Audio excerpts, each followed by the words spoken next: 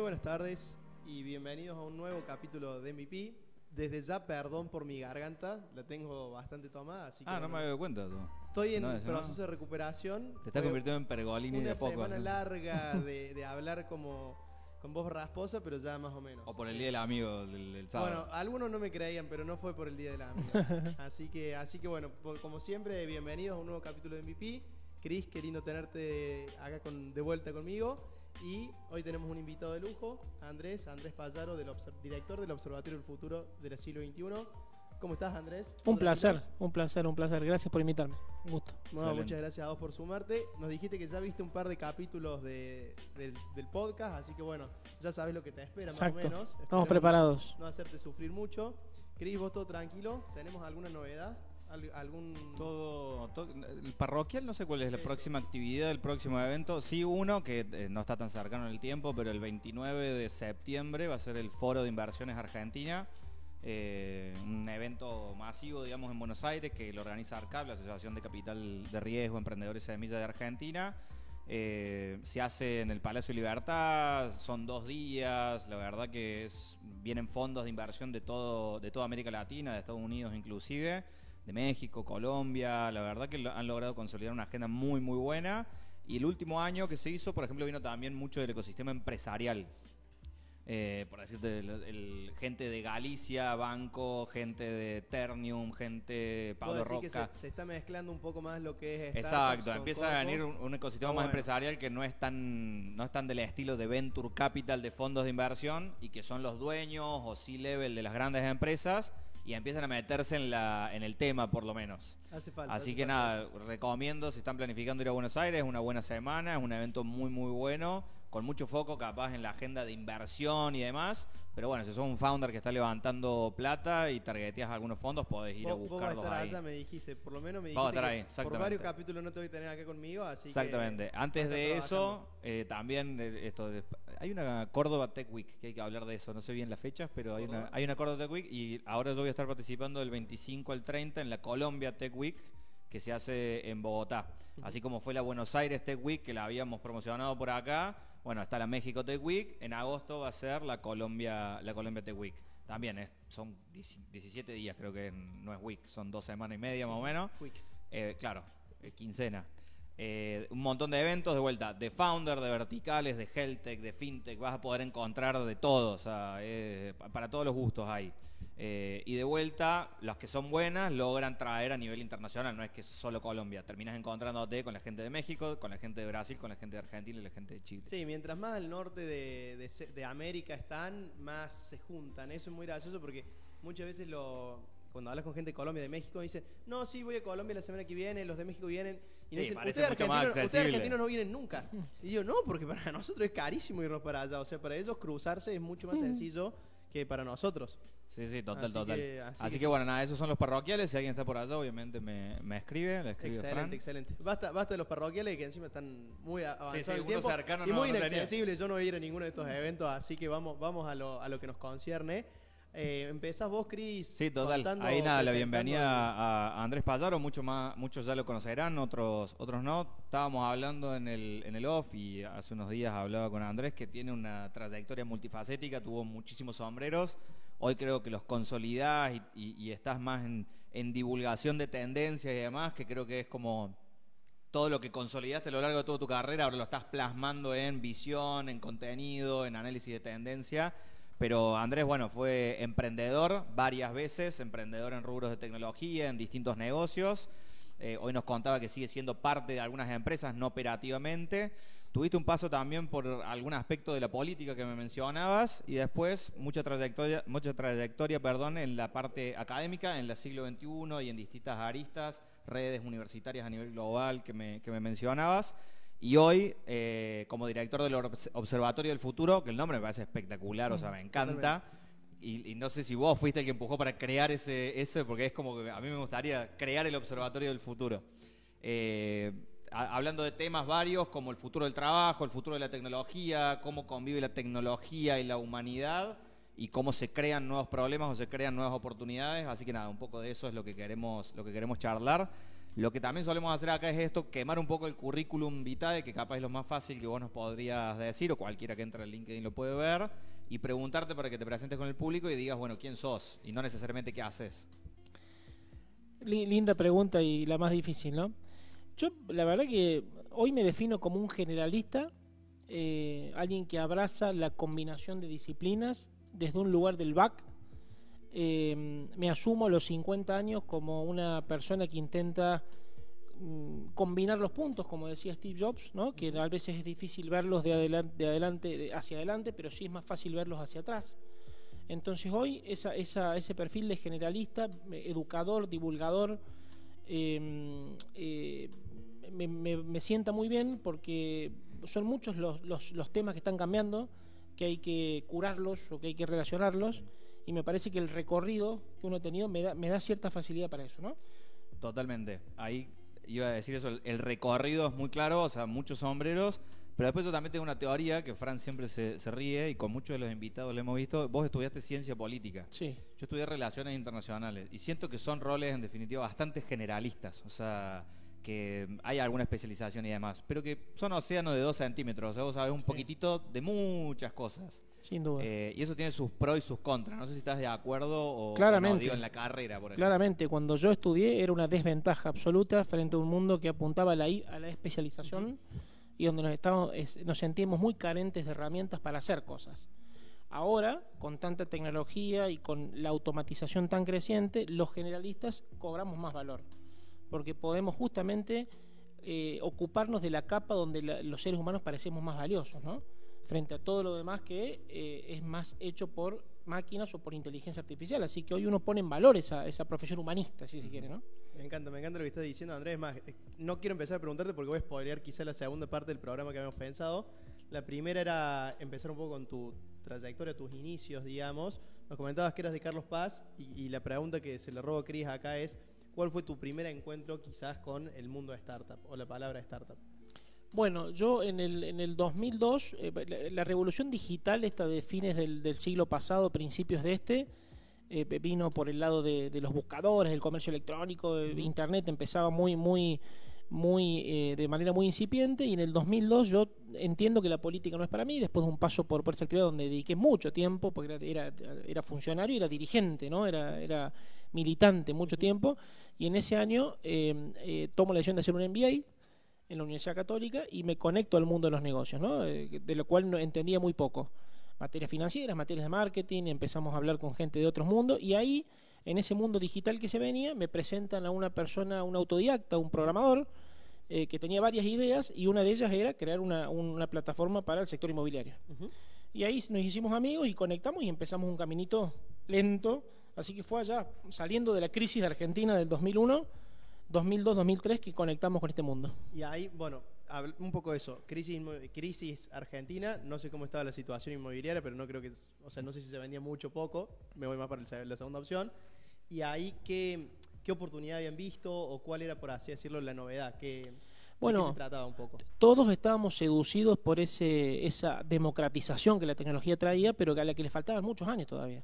Entonces, esto que empezó siendo la propiedadonline.com, pensamos que el dueño iba a publicar, que el inquilino iba a contratar y que iba a haber menos intermediación, y la verdad que no fue así. Y rápidamente tuvimos que comprender que debíamos ir al B2B y llevar un producto a inmobiliarias y desarrollistas que no comprendían en ese momento las potencialidades de Internet para promocionar, para captar leads, para captar clientes. Así que fue muy distinto de lo pensado originalmente. Pero el país, esa crisis fue muy particular porque el país salió adelante muy rápidamente, ¿no? De una crisis terminal, en un año y medio la cosa como que cambió rotundamente y empezó un boom económico en poco tiempo, ¿no?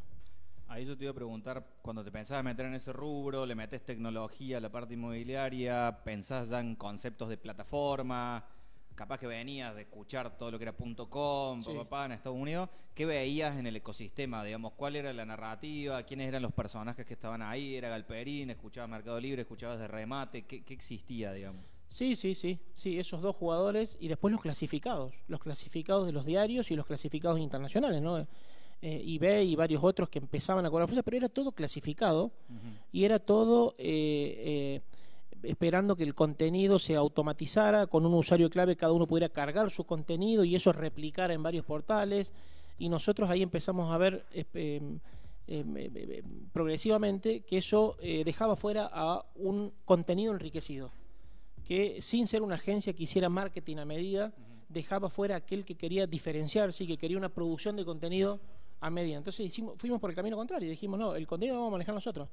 Está buenísimo que Internet te permita a vos liberarte y cargar todo, pero la verdad que lo hacían mal, cargaban pésimo, escribían mal. Es lo que le pasaba a Mercado Libre cuando te permitían subir la foto y, no sé, tenías que subir tu foto del auto y no se veía nada, o subías cualquier cosa, o la descripción, al principio cada uno podía escribir lo que quería, entonces quedaba incompleta. Exacto. Toda esa, por así decirlo, curación de contenido. Ustedes vieron que era malo. Sí. Y hicimos una locura para ese momento que decir, no, nosotros no vamos a un clasificado. Nosotros le vendemos a los desarrollistas y a las empresas inmobiliarias el mejor espacio para publicar sus productos, pero me entregan todo en bruto y con una mano de obra relativamente barata, redactamos, mejoramos las imágenes, armamos, en ese momento se armaban videitos con las fotos, era todo muy más casero. Pero con eso producimos un contenido de calidad que ya era indexado por los buscadores, que tenía otra posibilidad de tener un catálogo de los mejores proyectos inmobiliarios. Entonces salimos de la categoría inmobiliaria y inventamos una categoría nueva, que era un marketplace de los mejores productos inmobiliarios. Mira, yo lo que hoy, no sé si lo tenés, supongo que sí, a Santiago Magnín de Inmobiliario, que tiene ese concepto de inmobiliarios marca blanca. Sí. Está Mudafy también. ¿Era algo de eso? ¿No tanto? ¿Qué tanto te metía? No había todavía esas tecnologías, ¿no? Era mucho más rudimentario. Era clasificado y era algún que otro CRM. Okay. Y los sistemas de la vieja época, ¿no? Los sistemas para cargar y administrar propiedades con servidores locales. Era todo mucho más casero. Por eso esta posibilidad de decirle a un inmobiliario, che, ese country que tenés, esa torre, ese complejo de oficinas, además merece otro posicionamiento en internet, merece otra estructura, nosotros te lo vamos a hacer y me pagás por eso, y después empezamos a crear variantes, ¿no? Es decir, empezar a meter nuestro propio CRM para los leads, bueno, etcétera. Lo que me gusta a mí es que los emprendedores no tienen problema en meterse en un rubro que desconocen. Es decir, una persona que estudió ciencias políticas termina metiéndose en rubro inmobiliario, en real estate, y obviamente tuviste que ponerte a aprender muchas cosas del universo, porque no es solamente, hago la plataforma y me encargo de que la plataforma esté linda. Tenés que conocer el mercado, los clientes, ver qué les pasa, cuáles son su punto de valor para que mejoren su negocio y vos mejores el tuyo, ¿no? Sí. Ahí cómo fue tu entrada al mundo inmobiliario. Y lo que yo siento es que todas las plataformas inmobiliarias, no hay una que digas, che, es la número uno. O sea, no hay un mercado libre del mundo inmobiliario. Eso hace mucho tiempo, ya sé que no estás en ese rubro, pero quizá cómo has visto el cambio de las plataformas inmobiliarias de cuando estabas vos a hoy en día, digamos.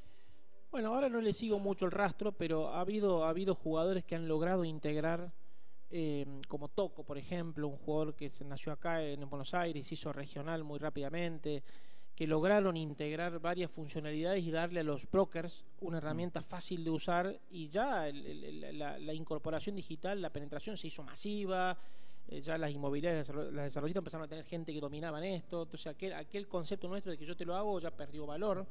Pero te diría que, por lo que me preguntaste primero, yo lo sufría este proceso, porque yo no fui un emprendedor por convicción, fui por necesidad.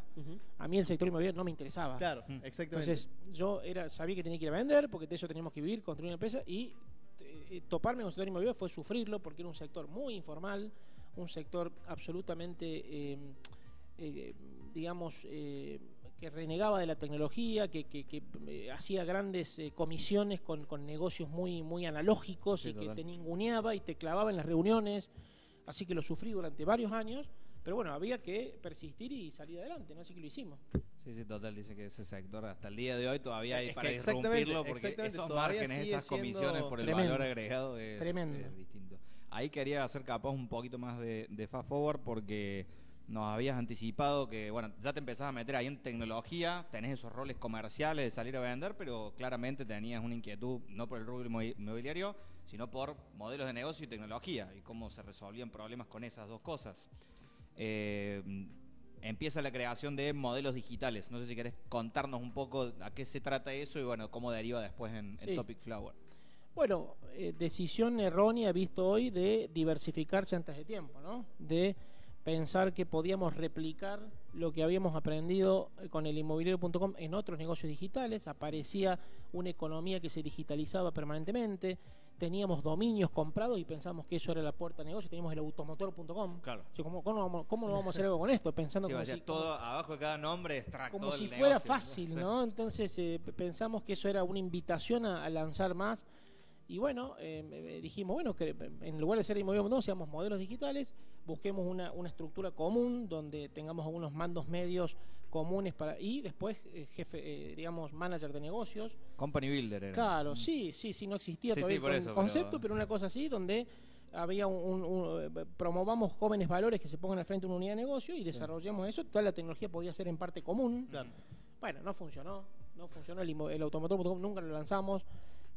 Nos quedamos con un montón de ideas y perdimos tiempo en descuidar lo que había que hacer para escalar el inmobiliario.com, y así todo, una compañía de capital de riesgo como Alaya creyó en nosotros porque estábamos todos probando cosas nuevas, ¿no?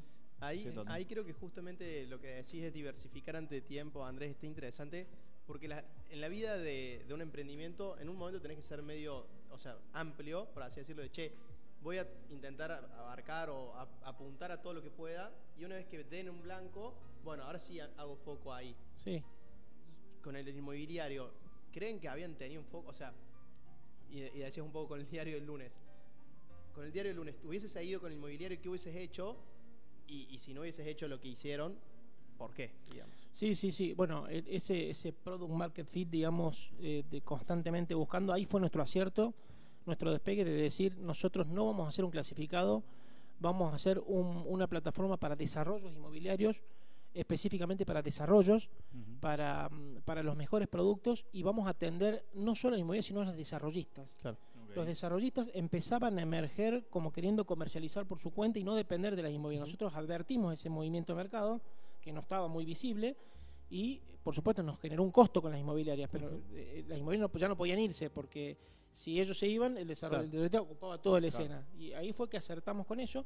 Hubiéramos seguido creando mejor tecnología para ese sector, integrando un producto más robusto, con mejores herramientas, concentrado en entender la necesidad del desarrollista, nos hubiera ido mejor. Claro. Y ahí quizá se lo podemos acreditar un poco a que no tenías tanta piel con el mercado, o sea, con la industria. Puede ser. Entonces capaz dijiste, yo no quiero estar en inmobiliario, quiero ser alguien tecnológico, digamos. Sí. Entonces empecé a diversificar. Sin duda. Fíjate que Toco, por ejemplo, un competidor de Buenos Aires que viene de una familia de inmobiliarios y demás, entonces respiraba ese mercado, nos sacó ventaja con los años, ¿no? Entiendo. Y ahí, ¿qué opinas vos sobre, o qué consejo le darías a un emprendedor en ese sentido de, viste, me voy a meter en un mercado que no conozco o que no vengo del palo? ¿Qué recomendaciones les das o bueno, qué a tener en cuenta, digamos? Hoy hay muchas herramientas que nosotros hicimos esto sin Business Model Canvas, sin MVP, no había nada en ese momento, ¿no? Entonces hoy yo creo que un emprendedor que no siente el dolor de ese mercado, pero que use bien las herramientas y las metodologías y tenga un buen equipo, puede tener éxito. ¿No? Bueno, hoy hay herramientas para eso. Incluso con inteligencia artificial pasa un poco eso, ¿no? Que la gente lo ve como medio lejano, o sea, no, tengo que ser un cráneo para usar inteligencia artificial o para usar esta herramienta. Y lo que decía Daniel Rabinovich de Mercado Libre era, pierdan el miedo. O sea, hay un montón de emprendedores metiéndose en medicina y no son médicos, o en fintech y no son economistas. ¿Por qué tanto miedo a la inteligencia artificial, no? Absolutamente. Esa creo que yo es la característica definitoria de la IA, ¿no? Que invita a que gente que no tenga que ser... Vivimos hace unos años casi diría yo, una situación bastante dura donde los programadores mandaban.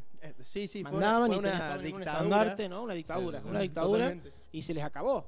Ahora es igual el tema, ¿no? Alguien inquieto, creativo, que use las herramientas. Con mis socios tecnológicos siempre me río que le digo, ustedes construyeron su propia muerte, digamos, su propia guillotina, digamos. Sin duda. Y algo que me da gracia de los programadores es que justamente creo que son los que van marcando tendencia en las, digamos, modalidades de trabajo, por así decirlo. O sea, fueron por escándalo los primeros en establecer el trabajo remoto, digamos, antes de que pase la pandemia y todo esto.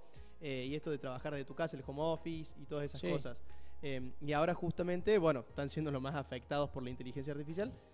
Pero también la inteligencia artificial, o sea, yo usando lo poco que he usado, para mí para programación es donde más impacto tiene. Capaz que un poco de creación de contenido creativo, pero para programación es infalible.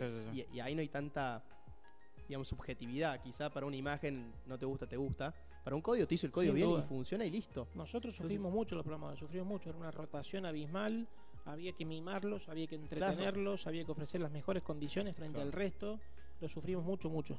Nunca terminaban lo prometido, ¿no? Si nos metíamos en historias de desarrollos larguísimos y con roadmap que eran larguísimos, bueno, después eso cambió, ¿no? Sí, la demanda superaba ampliamente la oferta, entonces tienen mucho poder, o tenían mucho poder. Yo ahí quería capaz entender en ese proceso de emprendedor, hasta multirrubro, pero siempre con el foco en tecnología, crear esos modelos. Nos contaste también que en algún momento levantaron inversión para decir, che, tengo algo que puede funcionar, tengo la promesa de una idea que puede ser lo suficientemente grande y valía la pena para inversores ángeles, inversores de capital de riesgo, apostar a eso.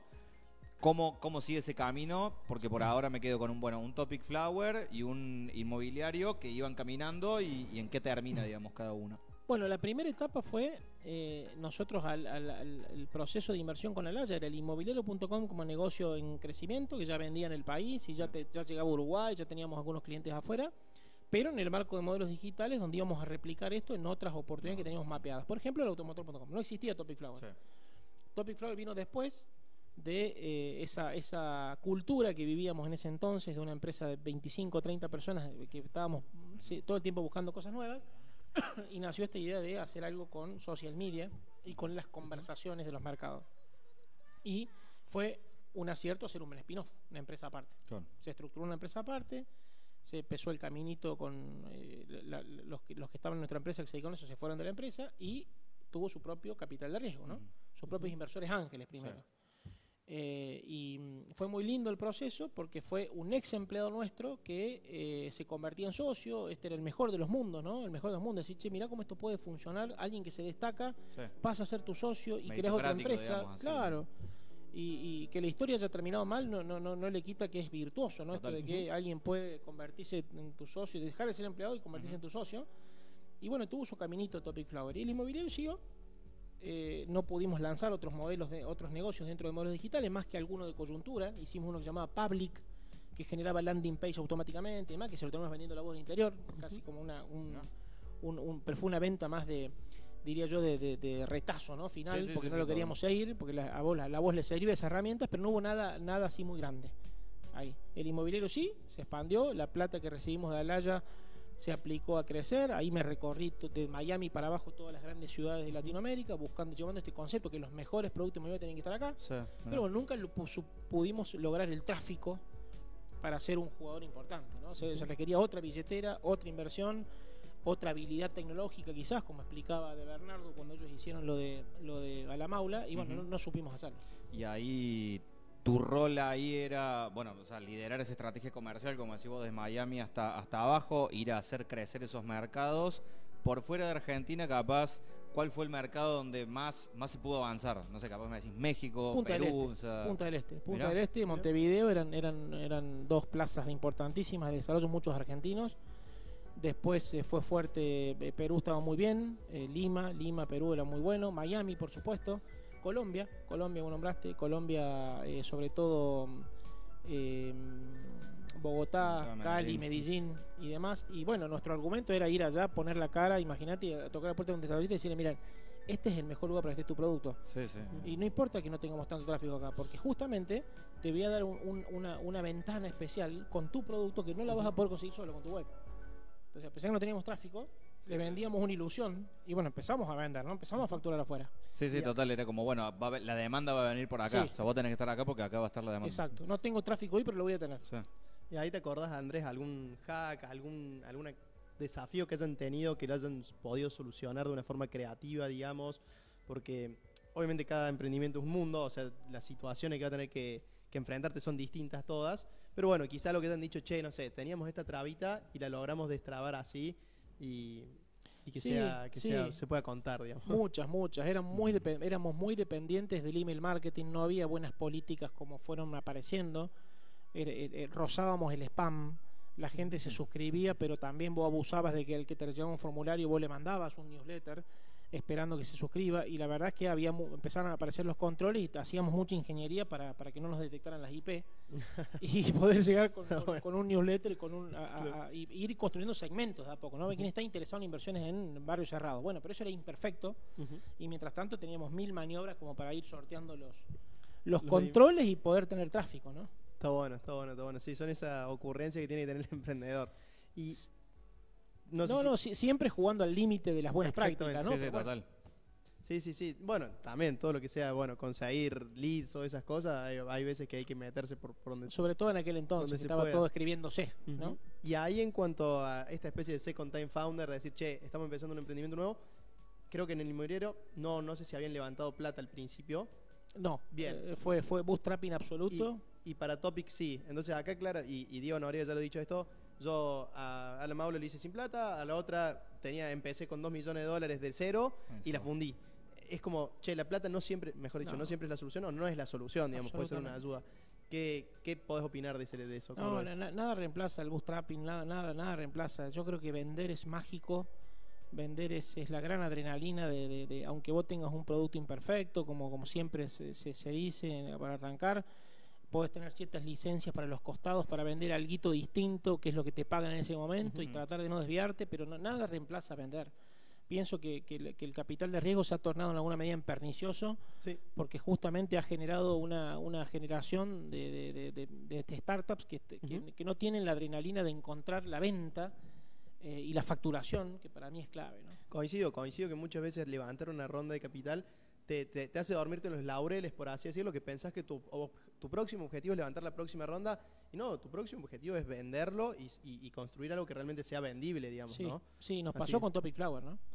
Topic Flower nosotros ya teníamos el prestigio del inmobiliario.com, éramos creíbles en Córdoba, un conjunto de empresarios financiaron Topic Flower, y el emprendedor que estaba al frente, pensó que era más importante el show business de Startup Chile, de un montón de cosas, y no tanto de encontrar la vuelta a cómo facturar. Sí, yo creo que ahí es eso, capaz tener ese colchón te quita un poco de piel en el juego, y te podés confundir de qué es lo importante, si estás creando una compañía o estás levantando capital. Sin duda. Yo ahí quería ver nada más eso, que capaz el capital de riesgo es para cuando vos ya pudiste encontrar algún modelo, sabes que la tasa de crecimiento es mucho más grande de la que vos podrías seguir financiándote con tus clientes. Entonces ahí sí necesito capital de riesgo, porque esto también no es project finance, no es que hago una spreadsheet y te voy a devolver tanto, no sé, pero sé que hay un modelo que ya lo logré descubrir con bootstrapping. Esa sería una virtud como del capital de riesgo. Y el otro es muy de Y Combinator, que es,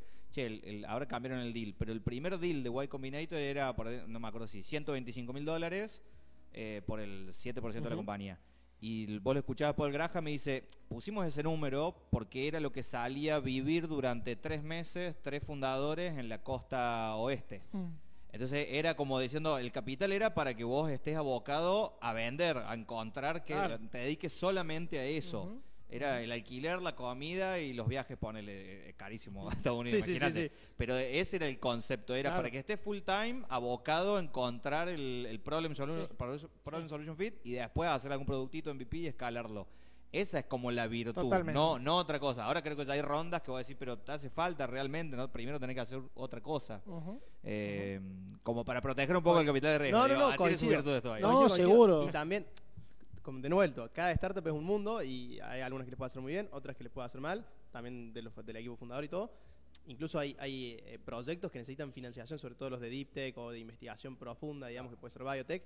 Van a necesitar plata hasta para probar a ver si hay modelo de negocio, o sea, si hay algo detrás, digamos, ni siquiera como para escalar, ¿no? Para construir de cero, para crear. Sí, la industria ha aprendido mucho ya y hay un montón de casuística positiva también. En Córdoba hay muchos que han usado muy bien el capital de riesgo, así que... Totalmente. Lo que me da gracia es que muchas veces, en una época, el 80% del capital de riesgo terminaba en Meta y en Google AdWords. Y de cada $10, 8 van a la... Exactamente. Pero creo que ahora hemos mejorado eso, lo hemos entendido. Y yéndome un poco a tu lado académico, Andrés, ¿cómo lo ves hoy en día eso? O sea, vos mismo lo decías, en mi momento no había Canva, no había tanto material, tanta teoría. Vos ahora, por tu lado más de docente y académico, ¿cómo lo ves a eso? ¿Cómo se lo transmite? ¿Y qué ves en las nuevas generaciones, digamos? Bueno, yo me fui un poco del mundo de los emprendimientos, ¿no? Yo hace ya bastantes años desde que vendí inmobiliario.com 2015, digamos, me salí del ecosistema, del microclima, un par de añitos más seguí colaborando, pero no era mi mundo específico, ¿no? Yo, con esto que les decía al principio, que soy más un generalista, asumí como vicerrector de la universidad, y después, justamente cuando nacieron mis chicos, dije quiero un lugar más tranquilo, más en el mundo de las ideas, que siempre tuve una inclinación más intelectual, y ahí fue una propuesta de la rectora, decir, che, vamos a crear un espacio futuro, ¿no te gustaría dedicar? Y sí, me encantaría, así que vamos. Y hoy desde ahí estoy muy abocado al trabajo. El trabajo está muy relacionado al trabajo independiente, y el trabajo independiente está muy relacionado a los emprendimientos. Entonces hay mucho de habilidades blandas, hay mucho de conocimiento aplicado para que una persona pueda desenvolverse en una economía variable con cualquier formato. Y yo creo que ahí en estos años ha habido un montón de hallazgos, ¿no? Que antes no había. Hoy hay herramientas para todo, ¿no? Para poder probar, para poder testear, para poder lanzar, para poder organizar un equipo. Así que creo que alguien que quiera hacerlo, además de las herramientas de promoción, que son mucho más accesibles y demás, tiene un campo muy virtuoso para hacerlo, ¿no? Algo que decimos bastante en el programa es esto de que van a empezar a aparecer las de empresas de una sola persona. Sí. Eso, y recién vos lo decías un poco, che, ahora la mano de obra del programador va a ser casi automática y gratis, porque te lo hace la inteligencia artificial por $20 al mes. ¿Dónde va a estar? O sea, obviamente no te lo pregunto tan tajantemente, pero ¿dónde crees vos que va a estar el diferencial? O sea, ¿qué voy a poder hacer yo para diferenciarme, tener una ventaja competitiva contra las personas que puedan haber tenido la misma idea y tienen los mismos recursos que yo hoy en día para construirlo? Es un gran dilema, ¿no? ¿Cómo se van a estructurar los mercados frente a un mundo de tanto oferente? Claro, que, como dice Paul Graham, hacer algo que la gente quiere y hacerlo bien y que te paguen por ello? Me parece que ahí la economía del long tail, los nichos y demás, ahí está la explicación ahí, ¿no? En poder servir un grupito, no volverse loco con la escalabilidad, que yo entiendo que al capital de riesgo le interesa la escalabilidad porque ahí está el retorno, pero me parece que justamente esta economía más digital y más abierta debiera permitir más jugadores, no tan enloquecidos con la escalabilidad, agregando capas de servicio, donde vos tenés que involucrarte un poco más, que eso conspira contra la escalabilidad muchas veces, totalmente. Y bueno, y eso genera múltiples de segmentos en cada industria para poder atender, ¿no? Entiendo. Sí, o sea, bueno, un ejemplo de eso en los marketplaces, o sea, que tenés las dos cosas, o sea, che, está en el Mercado Libre, que es generalista, o sea, tenés todos los verticales, pero mucha gente critica, che, no hay un marketplace de muebles únicamente, claro. O no hay un marketplace de moda, entonces, y eso es un ejemplo que también sigue siendo hasta bastante abarcativo, digamos. Yo creo que va a estar más profunda la especialización y va a terminar siendo, che, no sé, una suscripción a personas que le gusta esto nada más. Claro, listo. En entretenimientos, en educación, en cultura, en artes, no sé, en distintas industrias, algo digital, pero algo real también, con clientes que te paguen por eso, y ahí están los modelos, ¿no? Membresía, suscripción, pago variable, no sé, hay mucho dando vuelta, todos los días aparece algo nuevo de alguien que le encontró la vueltita y vive de eso, ¿no? Ahí mencionaste también lo de las independientes, digamos, trabajadores independientes. Me volviste a hacer acordar los programadores, que son también de los primeros que entraron como contractors, digamos, che, yo tengo 7 trabajos al mismo tiempo y... Sí, la deslocalización laburo del trabajo. Laburo por objetivo y no me preguntes, o sea, si de acá a fin de mes, bueno, no hice el objetivo, bueno, nos ponemos a charlar, pero es como que yo laburo en mi casa sin cumplir horarios. Total, las horas no tienen sentido, digamos. Y no soy empleado tuyo, o sea, laburo para 7 empresas al mismo tiempo. Ese sentido, ¿cómo lo ves un poco quizás? Sobre todo al lado de la jubilación, que ya en Argentina es un problema, digamos. Pero ¿cómo ves ese panorama, digamos? O sea, vamos a tener que trabajar hasta... Hay una transición dolorosa por delante en los próximos 10 años, dolorosa, de cambio de vida, de producción, de acumulación. En nuestro país el problema es que se juntan las dos agendas, la agenda del fin del área industrial, que no podemos todavía salir, que está muy incierto cómo sale este país adelante, con la agenda nueva, la agenda que están viviendo los países desarrollados. Evidentemente hay más preguntas que respuestas, pero sí creo que uno de los escenarios más posibles es que vamos a tener que aprender a vivir de una forma más variable, con ingresos más variables, con una lógica, con una inteligencia financiera distinta, trabajo más por proyectos, más contingente, jubilación, y bueno, habrá algo del Estado, pero habrá una cuenta personal también, y habrá... como va a haber vidas más largas, también habrá trabajo más extendido en el tiempo, seguramente. No nos vamos a jubilar tan pronto en una edad determinada. Muchos cambios, ¿no? Que en los próximos 5, siempre le decimos a los estudiantes que estamos en una tercera década del siglo XXI, que es un punto de inflexión para lo que va a ser el siglo XXI, ¿no? Totalmente. Ahí, sí, estaba pensando en eso, inclusive, bueno, ahora desde de varios roles he leído bastante que hablar sobre la parte más de humanidad, de ya el futuro del trabajo, cómo está impactando y demás. Ahí me estaba acordando una frase de justo lo que vos dijiste, no me acuerdo quién le dijo, pero es que entre que lo viejo no termina de morir, lo nuevo no termina de nacer, en el medio, en ese interregnio, aparecen los demonios. Y se me ocurría eso de que, y en Argentina particularmente, esa transición de la nueva tecnología, cómo la gente va a reconvertir los trabajos que tiene a hacer con el nivel de desempleo, con el tema de jubilación. ¿Cómo se puede adquirir esas nuevas habilidades o cómo las empresas pueden absorber esa gente que van a dejar de absorber? O sea, no va a haber un recambio de algunos empleos que se va a jubilar la persona y no sé, ese empleo desapareció porque se va a automatizar. No sé qué pensamiento tenés o qué venís pensando, digamos, que venís craneando. Venimos pensando que el fenómeno es tan grande y tan veloz que la constelación de iniciativas sueltas que hay no alcanzan. Hay muchísimo, ¿no? Hay cursos técnicos, hay cursos gratis para aprender habilidades, hay coaching para ayudarte a reconvertirte, pero nada de eso alcanza pensando en las mayorías. Entonces, ¿qué venimos haciendo? Fomentando estrategias público-privadas. Ahora Córdoba va a lanzar dentro de poco un programa que se llama Córdoba Crea Futuro, donde se propone formar a 10.000 cordobeses para lo que serían trabajos del futuro, personas de sectores medios y bajos que necesitan reconvertirse.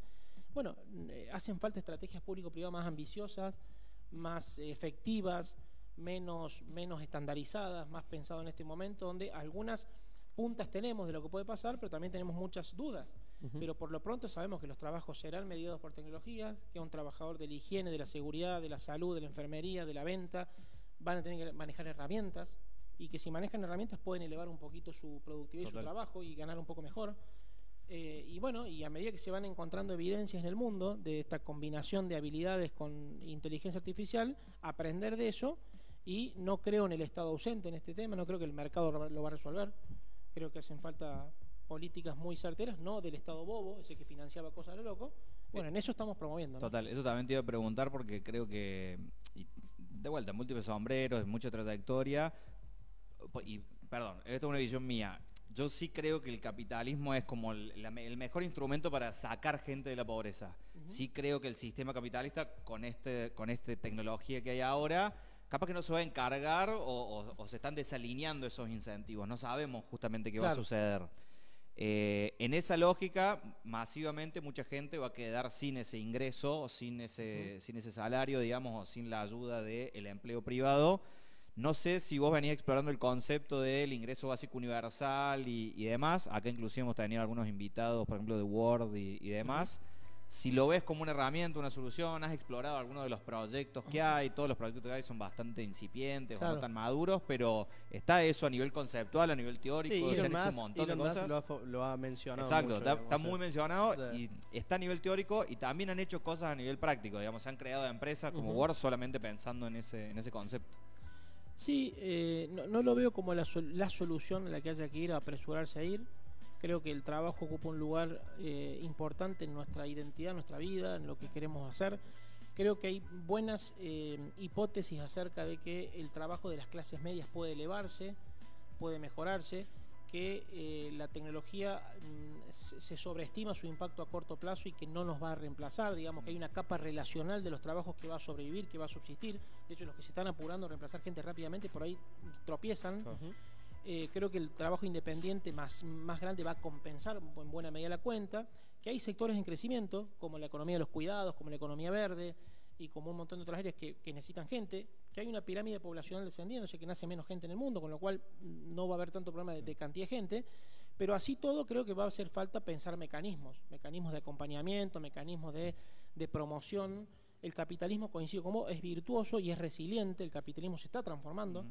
Tuvo distintas épocas el capitalismo, hoy va a ser más consciente. Vos escuchás a algunos empresarios hacerse cargo de este tema de que no se puede automatizar por la vía rápida sin pensar en el modelo de negocio soporte gente, soporte empleados, ¿no? Entonces creo que el capitalismo como libertad económica es virtuosa, que hay que sostenerla, pero también se está transformando, como dice Ray Dalio, todo sistema llevado a su máxima expresión o a un extremo puede ser nocivo, ¿no? Entonces y ahí, Andrés, se me venía ocurriendo una especie de meme, un tweet que es muy gracioso, que dice: yo quería la inteligencia artificial para que limpie mi casa y yo poder dedicarme al arte, y ahora la inteligencia artificial se dedica al arte y yo limpio mi casa, digamos. Claro. Entonces, en ese sentido, quizás estamos, o sea, esto que decía Christian o que dice Elon Musk también, vamos a tener mucho más tiempo para poder disfrutar nuestra vida, pero por lo menos el uso de la inteligencia artificial ahora no se le está dando por ese lado, está al revés.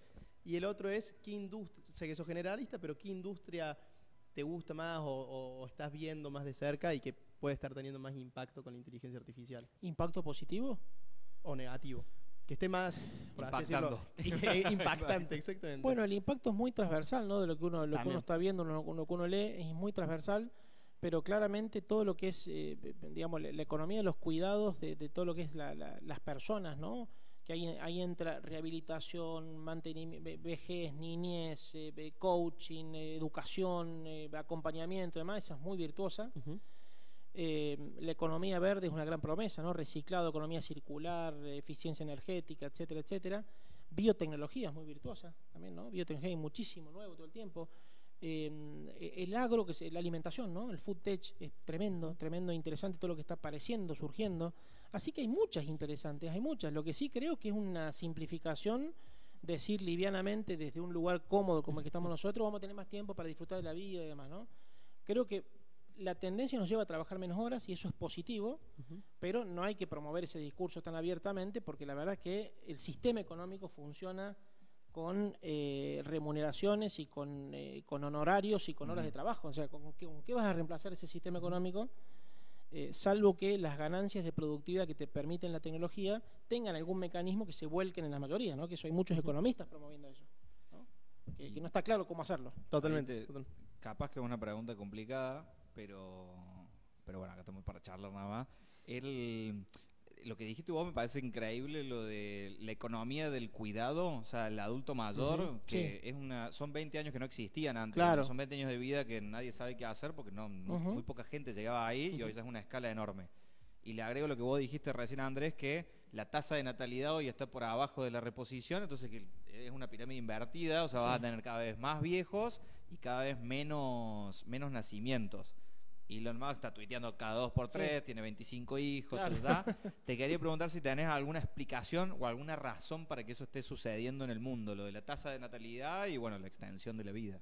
Sí, bueno, a ver, están en los estudios, ¿no? De por qué la gente no quiere tener hijos porque hay tantas cosas para hacer, hay esta vida de abundancia, digamos, de tantas cosas para hacer, de esparcimiento, entretenimientos, viajes, estudio y demás, que tener un hijo implica postergar tus necesidades en beneficio de otro, digamos, ¿no? O sea, tampoco dejas de vivir, pero sí armás una historia distinta. Totalmente. Y la verdad, vos vas a Europa y ves, los jóvenes no quieren tener hijos sin duda, entonces es un cambio cultural muy fuerte que es preocupante, ¿no? Pero yo pienso que la humanidad tiene alguna sabiduría oculta, digamos, que va encontrando caminos, y si bien a veces parece que puede ser negro el panorama, me parece que la inteligencia colectiva va encontrando fórmulas, y por ahí esto es una manera justamente de amortiguar la transición, ¿no? Totalmente. De que nazca menos gente por un tiempo y exactamente cómo nos acomodamos y que vivamos más tiempo mejor también, porque alimenta la economía, ¿no? El consumo que hay en esos 20 años de viajes, de residencias, de cosas, es tremendo, genera un impacto enorme en el PBI, ¿no? Claro. Y ahí quería volver porque capaz no terminamos de presentar hoy este rol o esta institución, que nos cuente un poco más acerca del Observatorio del Futuro, capaz con qué espíritu se creó, qué es lo que viene haciendo. Bien. Después también vos has tenido varios roles dentro de la Universidad del Siglo XXI en temas de innovación, investigación. Me parece súper interesante qué es lo que hace una universidad en cuanto a generación de conocimiento, visión de futuro y toda esa parte teórica, cómo se derrama de alguna manera en la práctica de la vida. Perfecto. Bueno, la universidad tiene una misión clara, ¿no? Que es educación mediada por tecnologías, y es llegar a todos lados en la Argentina, expandir la educación superior, y por supuesto está en el desafío de la industria, ¿no? De acortar carreras, hacerlas más flexibles, hacerlas más prácticas, más efectivas. En eso estamos. Hoy forma parte de un grupo de la universidad que es Grupo Revolution, un grupo que los fundadores ya han creado justamente para especializarse en el sector de EdTech. Y en ese marco, el Observatorio del Futuro es un área que está fuera de la gestión justamente para dedicarse a hacer contribuciones a los que toman decisiones de cara al futuro. Y la primera contribución es ofrecer miradas que sean tecno-optimistas pero no irresponsables, ¿no? Nosotros no adherimos a esa mirada de que bueno, la tecnología es fantástica y todo lo resolverá. Creemos que hace falta liderazgo, gestión, management, creatividad. Creo que la capa humana es indispensable. Y ofrecemos esas miradas en los proyectos donde nos invitan, en los espacios donde nos invitan, internamente, ¿no? Creando la cátedra Tecnología, Humanidades y Modelos Globales, que todos los alumnos que ingresan pasan por ahí, ¿no? Estudian la carrera, pasan por una cátedra que les ayuda a pensar. Así que es un área que se dedica a hacer contribuciones para pensar el futuro, diseñar escenarios, hacerse cargo del futuro, ¿no? Básicamente eso es lo que hacemos como área dentro de un think tank que es Insight 21, ¿no? Okay, ya abrazó esta idea de ser junto a CIPEC quienes llevan adelante esta idea de incidir en las políticas públicas, en los tomas de decisión. Sí, total, es un generador de alguien que se sale de la operación. Creo que lo que vos decías es sale de la gestión directa para tener como una visión más clara, poder tomar aire, no pecar de optimista, pero traer ideas y conversaciones a la mesa que capaz en la ejecución en el día a día no existen, no podés estar, la operación te va a consumir, y lo importante es lo que hoy está haciendo que subsistamos, nuestro modelo de negocio actual, el cliente actual y lo que demás. aprieta. Exactamente. Nada, me parece súper interesante, me gusta siempre esa visión. Capaz ahí preguntarte algo, yo que también vengo de como una práctica muy teórica, o sea, relaciones internacionales y demás. Toda la vida escuchás eso, que la práctica es infinitamente superior a la teoría, que un poco vos lo decías, llamabas a los emprendedores a vos andás, salí y hacelo y rápidamente la curva de aprendizaje va a ser tremenda. Vos hoy creo que viviste ambos puntos, o sea, estuviste muy en la práctica, como decís vos, recorriendo de Miami hasta Punta del Este, hasta acá Córdoba, hablando con la Tocando gente puertas directamente, o sea, no hay nada más práctico que eso, inclusive digo desde no siendo un experto del sector, o sea, desde la ignorancia del sector, porque no era que vos venías de un rubro inmobiliario, o sea, la práctica absoluta, y hoy capaz en un desarrollo mucho más teórico que eventualmente tiene que incidir en la sociedad, como vos decías. No sé qué aprendizaje te deja esto de la teoría y la práctica, o sea... Indispensable. Yo creo que no sería... intento ser un buen pensador, un buen intelectual, un buen divulgador, y en ese intento de serlo, el haber caminado la calle es fundamental, porque es más fácil ser pesimista cuando sos un intelectual y estás en tu microclima. Total. Es más fácil ser pesimista y ver todo lo que no funciona y hacer hincapié en eso, y al haber estado en la práctica, que vos ves que las cosas se transforman, que ves que la posibilidad de convertir nos en sí son muchos, y además te da una posibilidad de pensar las cosas y modelizar las cosas de manera distinta, ¿no? Y para mí todo intelectual debería pasar por me gustó mucho lo que dijiste, Andrés, de lo del pesimista, porque es bastante cierto, y es más, no sé si es medio un poco la naturaleza humana.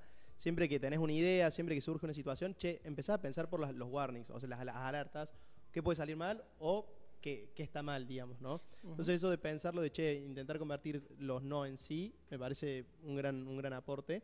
Y ahí quizás la pregunta era también, ¿qué cualidades son las que más valorás vos en un emprendedor? O sea, sé que tenés alguna participación en distintas etapas o contacto. Sí, yo te diría que, bueno, acá estuvo Luciano Nícola, que es un promotor y que habló del riesgo, ¿no? Como condición especial. Yo creo que tomar riesgos y hacerlo con empatía, con belleza, expansivamente, me parece que es clave, ¿no? Es decir, porque vos estás tomando decisiones en la incertidumbre, estás queriendo hacer crecer algo, en eso arriesgás, tenés costos de oportunidad altísimos, ¿no? Por lo pronto no emplearte en algo que te dé cierta tranquilidad. Entonces me parece que esa es la virtud principal, vivir el riesgo de una manera positiva, creativa, que no te pese, que a los que no somos emprendedores natos o puros, o que nos pesa un poco, ¿no? Entonces me parece que cultivar eso es importante. Me gusta. Cris, justo te interrumpí con la pregunta. Seguí pensando en ese desarrollo sobre la teoría y la práctica, y me acuerdo de algunas frases de Henry Kissinger, que es alguien que viene de la teoría pura, digamos, profesor de Harvard, Relaciones Internacionales, y en un momento lo ponen en la Secretaría de Estado de Estados Unidos. Entonces va a la práctica concreta, y él dice eso, dice, si vos pones dos personas en un panel, uno que está en la práctica y otro en la teoría, capaz que el público medio despistado dice, che, el que está en la teoría entiende perfecto esto, tiene todas las soluciones, o sea, se presenta como alguien que conoce muchísimo más que el de la práctica. Y él dice, porque el de la teoría tiende a quedarse muy en el diagnóstico, puede hacer un buen diagnóstico, pero el rol del de la práctica es encontrar las soluciones, no me puedo quedar en las conclusiones, tengo que avanzar y hacer que eso sea una realidad. Y en definitiva siempre es fácil, hay otra frase que es nada es imposible para el que no lo tiene que hacer. Y el teórico se va a quedar en un diagnóstico. Dice, che, esto se soluciona haciendo esto, esto y esto. Claro. Y el de la práctica después te dice, no, es totalmente diferente. Absolutamente. Y citas a Kissinger, que fue el artífice de la reconstrucción de relaciones entre Estados Unidos y China allá en los 70, cuánto peor hubiera sido el mundo con un China aislado, ¿no? Digamos, sí, es imperfecto, porque es un sistema comunista, además, pero bueno, lo perfecto es enemigo de lo bueno. El de la práctica tiene que lograr que las cosas funcionen dentro de las restricciones de la realidad, ¿no? Sí, total. Bueno, también habla mucho de eso, de decir, si vos te quedás esperando la situación perfecta, no existe, lo subóptimo es lo único que va a reinar, y en definitiva, si no actuás, te quedás preso de las circunstancias. O sea, vos tenés que actuar, vos tenés que hacer. Esto me hace acordar en física, que teoría contra práctica, te dicen, no, bueno, en física puedo calcular cuál va a ser la trayectoria de esta vaca. Empecemos. La vaca es un círculo perfecto y no hay rozamiento con el espacio. Entonces decís, che, está bien, en teoría todos los números te dan, todo es perfecto, pero me estás haciendo unas suposiciones que no tienen nada que ver con la realidad, digamos. Bueno, ¿por qué no funcionan los modelos económicos? Porque los modelos económicos de los economistas suelen no funcionar. Porque en el medio están las decisiones irracionales de las personas y las restricciones de la realidad.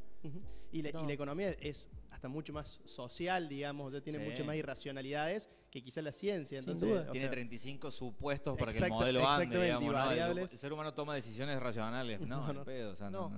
Que no. Pero bueno, es justamente el ser humano avanza porque puede cooperar a escala y porque tiene que hacer algún tipo de modelo teórico para poder avanzar. No. Igual estoy diciendo eso, y hay otro autor que se llama Taleb que dice que es al revés, que los modelos primero se hace la práctica. Hermenéutica. Exacto, la hermenéutica. Primero se hace la práctica y después se arma un modelo teórico alrededor de eso. Y él pone un ejemplo que es como lecturing birds how to fly. Es como, no le vas a dar clases a un pájaro de cómo volar. El pájaro vuela. Y después alguien hizo una ley de cómo el pájaro vuela y la teoría y demás. O sea que es al revés, como que la práctica alimenta la teoría. Está bien. Puede ser, no sé si es siempre así o no, pero los modelos que están conectados con la realidad, sean antes o sean después de haber, son útiles y nos permiten funcionar mejor, ¿no? ¿Qué seríamos sin el business model Canvas? Digamos, alguien puso en un lienzo eso en un momento. Nosotros hacíamos planes de negocio en monografía. Como lo de planificar, o sea, planificar no es necesario, o sea, es indispensable, pero después no te va a servir para nada, digamos. O sea. Y ahí te quiero preguntar todo lo que estamos hablando. Creo que se reduce en, bueno, cuánto de la teoría se puede aplicar en la práctica, cuánto de la práctica se puede aplicar en la teoría. Mucho de lo que vos hoy haces es condensar esas ideas, intentar transmitirlas. Mencionaste CIPEC, que tiene como el rol concreto de intervenir en la sociedad, hacer que las cosas cambien y sucedan con mejores modelos, con mejores ideas, mejores propuestas. ¿Cuál crees que es el gran desafío de... Está bien, acá nos sentamos mucho, pensamos en cosas muy buenas, ¿cómo hacemos que lleguen a la práctica? ¿Cómo hacemos que el gobierno, los tomadores de decisiones empresariales, el tercer sector, escuchen lo que tenemos para decir y eventualmente nos hagan caso o no? Siendo muy creativos y muy activos en los espacios que uno ocupa, no buscándolos, no esperando que el área de marketing de la universidad te llame para decirte nos invitaron a estar. No, yo me genero los espacios, nos generamos los espacios para estar. Desde una escuela que nos invitó a dar una charla hasta una cámara empresarial que está haciendo algo, nos ofrecemos para ir a llevar, y con buenas narrativas. Nuestras narrativas tienen que ser buenas, tienen que poder impactar, tienen que poder captar la atención de alguien para que después quieran más y te inviten a una reunión y hacer un proyecto juntos, ¿no? Tenemos que vender de alguna manera, ¿no? El intelectual también vende, no es simplemente voy, digo lo que sé y punto, ¿no? Sí, total. Creo que la idea tiene que estar decorada para poder... Claro, penetrar captar la atención y que después, sí. A ver, estábamos el otro día con el gobernador de Catamarca y le contábamos esta idea de que los trabajos de clase media podrían calificarse, que hay que apalancar a las personas, pero que no pueden ser cursos tradicionales, tienen que ser cursos muy prácticos, muy organizados en base a actividades prácticas, a ensayos, a retos, y que un joven que no tiene un destino claro podría encontrar ahí una solución, empezar un caminito, y bueno, el gobernador se interesó. A ver, que hagamos algo juntos. Si no, si hubiera sido una charla más, evidentemente la atención está en 1000 problemas, no te registró y chao, se terminó. Sí, también es una habilidad de persuasión, digamos, sin de duda, poder penetrar con el comunicaciones, mensaje. todo. Y ahí, Andrés, bueno, nos estamos quedando ya sin tiempo. Siempre empezamos a cerrar con alguna recomendación concreta que puedas dar. Un poco ahí ya dijiste, alguien que quiere influir en el mensaje, influir en tomadores de decisiones puede tomar eso. Capaz ahora llevarte si le hablas a un emprendedor que está arrancando, ahora 2025, ¿qué le recomendarías hacer, teniendo en cuenta el contexto de tecnología, teniendo en cuenta el contexto de los humanos, de los empleos y demás, a un emprendedor que quiere meterse en el rubro de la tecnología y escalar un negocio hoy? ¿Qué tema? Le recomendaría que confíe en un proceso orgánico de descubrimiento, de maduración, de hallazgo, que no lo puede resolver el dinero, que tiene que tener un proceso de concentración, de compenetración con un problema, solución, que en este momento hay muchas herramientas y posibilidades, y que disfrutar el camino es el secreto para poder llegar a un lugar donde después puedas vivir de eso, ¿no? Entonces me parece que variantes para vivir de algo mientras estás creando algo hay, ¿no? Esto de que a veces decir no, tenés que quemar las naves y ser... Siempre hay alguna cosa que te pueda ayudar, algún rebusque, alguna cosita que sabías hacer que te pueda amortiguar el caminito, sí, hasta tanto tengas que dedicarte full time a eso, pero tiene que disfrutarse ese proceso, ¿no? Estás descubriendo algo, estás tallando algo en este mundo de nichos, de segmentos que hay, y ahí está el secreto, ¿no? De servir a alguien con algo concreto y después poder vivir de eso, ¿no? Espectacular. Excelente, clarísimo. Andrés, la verdad que muy buena la charla. Gracias. Muchísimas gracias a vos. Un placer. Y bueno, nos vamos despidiendo, nos vemos la semana que viene y seguramente vamos a seguir charlando para todo próximos gusto. capítulos. Gracias, Con Andrés, todo por gusto. venir. Gracias Hasta a el ustedes. miércoles que viene. Hasta la próxima.